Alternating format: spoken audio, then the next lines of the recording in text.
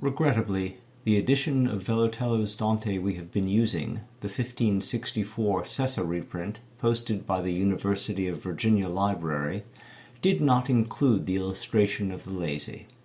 For this plate, we have recourse to the Columbia University Library's low-resolution posting of the plates from the original 1544 Marcolini edition, which was regrettably colored in by one of its previous owners. Here in Canto 18, we leave the three lower levels, dedicated to those whose love was misdirected, the proud, the envious, and the angry. Now we come to the mid-region of Purgatory, where penance is performed by those who had too little love, the lazy. These are forced to run an endless circular foot race around the mountain. Their stampede concludes the canto.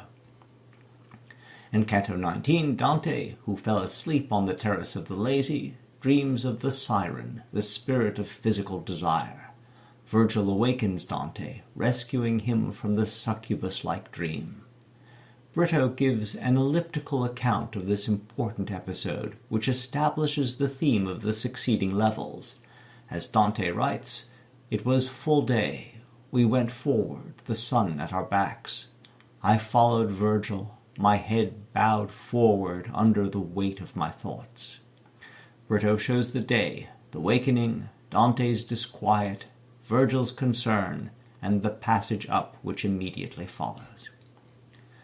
We have now reached the levels of those who loved to excess things in themselves good, the greedy, the gluttonous, and the lustful.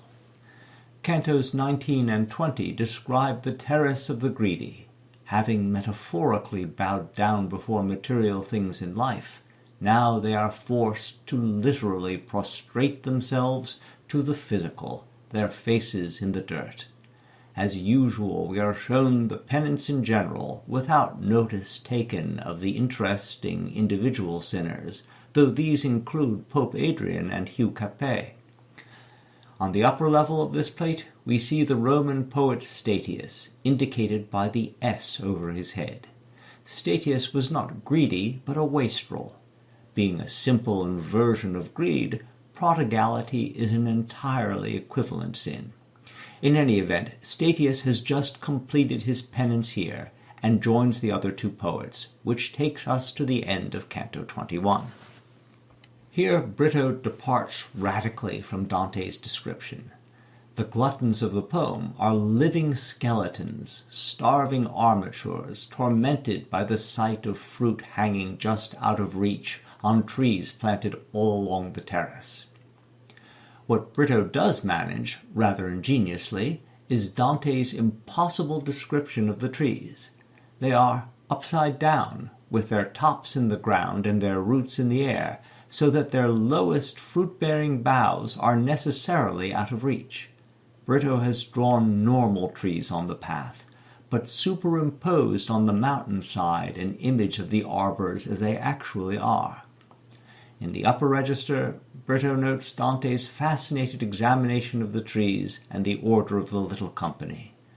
Virgil and Statius walk ahead together, reminiscing about their shared classical world, while Dante follows behind, content to overhear the fascinating conversation. In this plate, we are at the last of the levels where love excessive is punished. Here on the terrace of lust, the penitents suffer very literal flames of passion.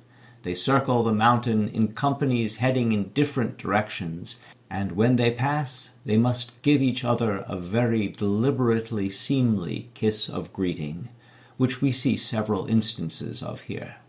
On the next register of the illustration, we see Dante about to enter the purifying fires, the final price of admission to paradise. To the right is the angel who admits them to the flames with the phrase, "Blessed are the pure of heart."